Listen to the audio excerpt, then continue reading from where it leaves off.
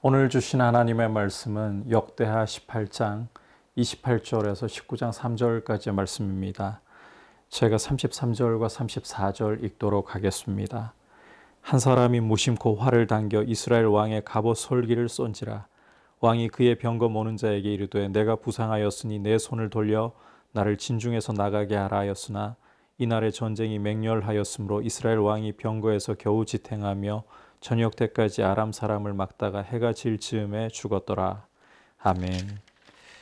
오늘 우리가 함께 살펴보려고 하는 이 역대하 18장 28절 이하의 말씀은 북이스라엘 왕인 아합과 남유다의 왕인 여호사밧이 함께 길르앗 라못이라는 곳을 치러 전쟁에 나가는 장면을 보여주고 있습니다.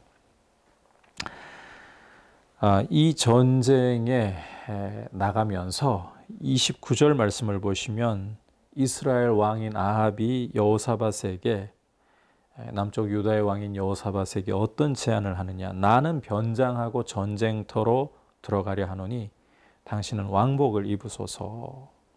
이렇게 말을 하고는 이 변장해서 함께 전쟁터로 들어갔다. 자, 왜 아합 왕이 변장을 하고 전쟁터로 들어가느냐? 여호사밧 왕에게는 왕복을 입고 자기는 변장하고 그렇게 전쟁터로 들어가자고 제안을 하느냐? 이 부분을 이해하기 위해서는 우리가 전문맥을 좀 이해를 할 필요가 있습니다. 남쪽의 왕이었던 유다의 왕이었던 여호사밧이 정말 하나님을 경외하고 다윗의 길로 행했던 사람이라는 것 우리가 앞에서 보았습니다. 자신도 하나님의 말씀대로 걸어갈 뿐만 아니라 유다의 백성들이 하나님의 말씀의 길로 행할 수 있도록 방백들과 레위인들과 제사장들을 보내어서 그들을 가르치게 할 정도로 하나님을 경외하는 참 좋은 왕이 여호사밧이었습니다. 그런데 이 18장 1절을 보시면 무슨 연유에서인지 이 여호사밧이 아합 가문과 혼인을 함으로써 인척 관계를 맺었더라. 아마도 이 국제 정세를 살펴보면서 북이스라엘과 이 정략 결혼을 통해 가지고 이 동맹을 맺는 것이 국방에 유리하지 않겠나 이런 판단을 내린 것 같아요. 어쨌든 중요한 사실은 이 여호사밧이 북이스라엘의 아합과 혼인을 통해 인척 관계를 맺었다는 거예요. 자, 그렇게 한 이후에 2년 만에 이제 이 여호사밧이 이 아합을 방문을 했는데 아합이 길르앗 라못을 치러 같이 올라갑시다 제안을 하는 겁니다. 이때 이 여호사밧은 나는 당신이나 다를 바 없고 내 백성은 당신의 백성이나 다를 바 없으니까 좋습니다. 같이 올라갑시다. 그런데 이 여호사밧은 하나님을 원래 경외하던 사람이잖아요. 올라가기 전에 여호와의 말씀이 어떠한지 한번 여쭤보도록 합시다. 그래서 이 아합이 400명의 선지자들을 데려다 놓고 예언을 시키는데 이들이 하나같이 하는 이야기가 올라가소서 왕이 승리를 얻을 것입니다. 길르앗 라못을 취할 것입니다. 이런 예언을 하는 거예요. 근데 여호사밧이 이들 400명의 예언을 들으면서 뭔가 마음에 굉장히 찜찜함이, 불편함이 있었던 것 같아요. 그래서 아합에게 이들 외에는 여호와의 선지자가 없습니까? 그러니까 아합이 미가야라는 사람이 있긴 한데 내가 그 사람 싫어합니다. 왜냐하면 이 사람은 나한테 절대로 길한 예언은 하지 않고 나쁜 말만 하기 때문입니다. 그러니까 여호사밧이 왕은 그런 말씀 마소서. 그래서 이 미가야를 부르는데 처음에는 미가야도 비꼬듯이 길르앗 라못으로 올라가서 승리를 얻으소서. 그런데 이 비꼬듯이 말하는 것을 아합이 당장 알아채는 거예요. 그래서 미가야에게 내가 참 말만을 하도록 여호와의 이름으로 나한테 몇 번을 맹세시켜야 네가 똑바로 말을 하겠느냐. 그러니까 미가야가 진짜 하나님의 말씀을 전하는데 그 말씀의 핵심은 길르앗 라못으로 전쟁을 하러 나가서 아합이 죽는다는 것이었습니다. 이 400명의 선지자들이 예언하는 것 알고 보니까 이 거짓말하는 영을 하나님이 보내셔서 그들의 입에 있게 하셨다는 거예요. 실제로는 길르앗 라못으로 올라가서 아합이 죽게 된다는 것이었습니다. 자, 이런 배경을 오늘 말씀이 가지고 있는 겁니다. 이 아합이 전쟁터로 들어가려고 하니까 이 말씀이 걸리는 거예요. 길랏 라못으로 올라갔다가 정말 죽게 되면 어떻게 하지? 변장을 하면 죽음을 피할 수 있을지도 모르겠구나. 그래서 여호사밧에게는 왕복을 입으라고 하고 자기는 변장을 하고 그렇게 전쟁터에 둘이 들어간 거잖아요. 이 전쟁에서 30절을 보시면 아람 왕은 병거 지휘관들에게 어떤 명령을 이미 내려두었느냐. 작은 자나 큰 자나 싸우지 말고 이스라엘 왕하고만 싸우라, 이런 명령을 내려놓은 거예요. 자, 그러니까 이제 아합은 변장을 하고 들어갔으니까 아람 군 지휘관들이, 병거 지휘관들이 아합인지 몰라봐요. 이스라엘 왕인지 몰라봐요. 왕복을 입고 있는 사람이 당연히 이스라엘 왕이라고 생각하고 덤벼들겠죠. 이 여호사밧으로는 왕복 입고 있다가 정말 큰 위기, 죽음의 위기를 맞게 된 이런 어처구니 없는 상황이 벌어진 겁니다. 이 상황에서, 절체절명의 상황에서 여호사밧은 소리를 질렀다라고 말씀하고 있어요. 31절을 보면 소리를 질렀다. 그런데 이 순간에 여호와께서 그를 도우시며 하나님이 그들, 병거 지휘관들을 감동시키셔서 그를 떠나게 하셨다. 병거 지휘관들이 와보고 이스라엘 왕이 아니다, 이걸 알아차리게 된 거예요.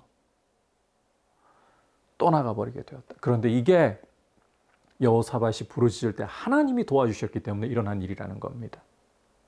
자, 그렇다면 변장하고 군사들 속에 들어간 아합은 어떻게 될까?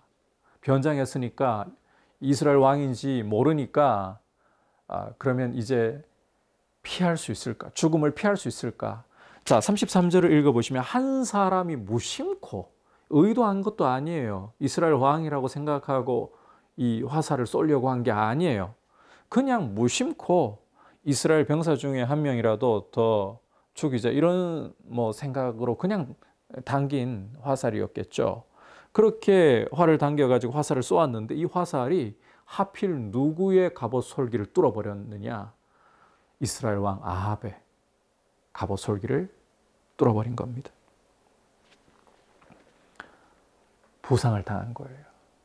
그래서 병거 모는 자에게 빨리 빠져나가자. 부상을 당했다. 빨리 빠져나가자. 그런데 이날의 전쟁이 너무 맹렬한 나머지 갇혀서 빠져나가지 못하고 너무 많은 피를 흘려 아합은 해질 무렵에 이르렀을 때 죽고 마는 것입니다. 자, 하나님의 말씀에 걸려가지고 혹시 죽으면 어떻게 할까? 그래. 변장을 하고 들어가면 내가 이스라엘 왕인지 모를 테니까 노리는 이도 특별히 없을 테지. 그래서 사실 여호사밧이 위기에 처했잖아요. 하지만 여호사밧은 위기에 처했으나 하나님의 도우심으로 이 위기를 벗어날 수 있게 되고 변장하고 안전하게 있으려고 하던 아합은 정작 무심코 누군가가 쏜 화살에 맞아서 부상을 입고 많은 피를 흘려 죽고 말잖아요.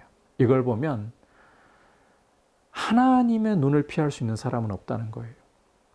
선한 모습으로든 악한 모습으로든 하나님의 눈을 피할 길이 없다. 하나님의 눈이 온 땅을 두루 감찰하셔서 전심으로 자기를 찾는 자에게는 능력을 베푸시는, 여호사밧을 구원하시는 것처럼 이렇게 능력을 베푸시는 일을 하지만 또 하나님의 눈은 온 땅을 감찰하셔서 악인을 찾아내어서 반드시 심판을 행하신다는 것 또한 볼 수가 있는 것입니다. 하나님의 눈을 피할 수 있는 사람은 없습니다. 선을 행하든 악을 행하든 하나님의 눈은 그 사람을 살피시고 상을 주시든지 심판을 행하시든지 그렇게 일을 하신다는 거예요. 하나님의 눈을 피할 길이 없다. 아무리 숨으려고 하고 아무리 변장을 해도, 심지어 죽음의 자리에 숨어들었다 해도, 음부도 수월도 결코 하나님의 눈을 피해 사람을 숨겨줄 수가 없습니다. 하나님의 눈은 선인이든지 악인이든지 감찰하셔서 상을 주시든지 심판을 행하시든지 하신다. 이걸 기억하고 아울러 이 상황이 하나님의 말씀대로 이루어졌잖아요. 말씀의 길로 행해야 된다는 거예요. 말씀의 이 능력을 긍정적으로 맛봐야 되는 거죠. 말씀을 어겨서 심판당하는 것이 아니라 말씀의 길로 순종하면서 하나님의 상 주심을 경험하는 모습이 되어야 하는 겁니다. 계속해서 이제 19장 1절에서 3절을 보시면 여호사밧은 이제 전쟁터에서 무사히 예루살렘으로 귀환을 하게 되는데, 하지만 이 여호사밧이 한 일에 대해서 책망을 받아요. 19장 2절을 보시면 선견자 예후라는 사람이 여호사밧 왕을 맞으면서 왕이 악한 자를 돕고 여호와를 미워하는 자를 사랑하는 것이 옳으니까 책망이죠.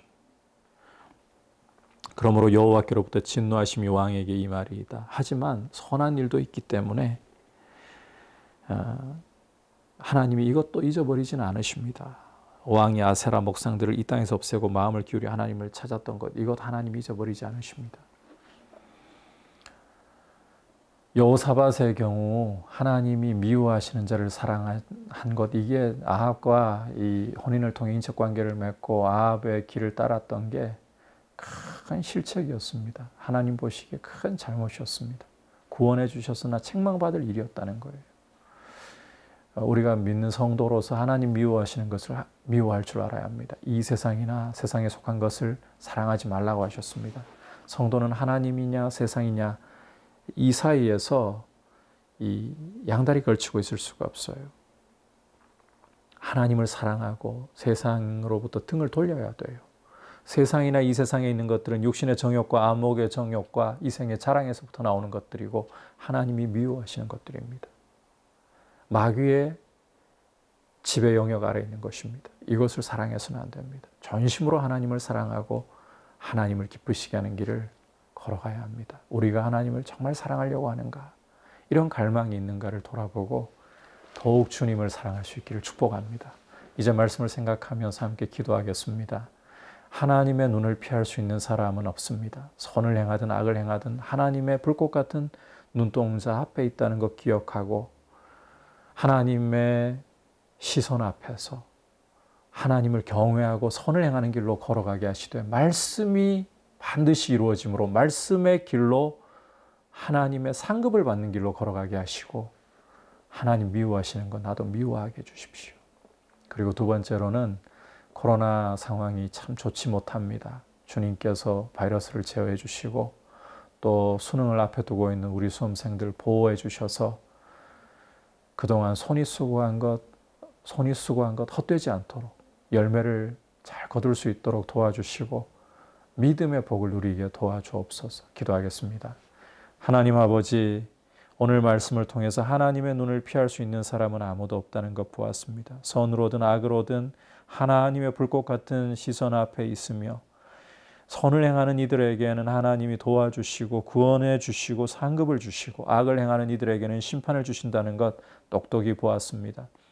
하나님의 눈앞에서 선을 행하고 하나님을 경외하며 반드시 이루어지는 말씀의 길로 순종하면서 상급을 누리는 복된 믿음의 모습 되게 하여 주옵소서. 아울러 아버지, 코로나 상황을 돌보시고 아버지, 바이러스가 잘 제어될 수 있도록 은혜 주셔서 이 땅을 평안케 하시고 수능을 앞에 두고 있는 우리 수험생들 보호하셔서 건강하게 하시고 지금까지 수고한 것이 헛되지 않도록 손이 수고한 대로 먹게 하시고 무엇보다 믿음의 복을 누리는 자녀들 되게 하여 주옵소서. 예수님의 이름으로 기도드립니다. 아멘.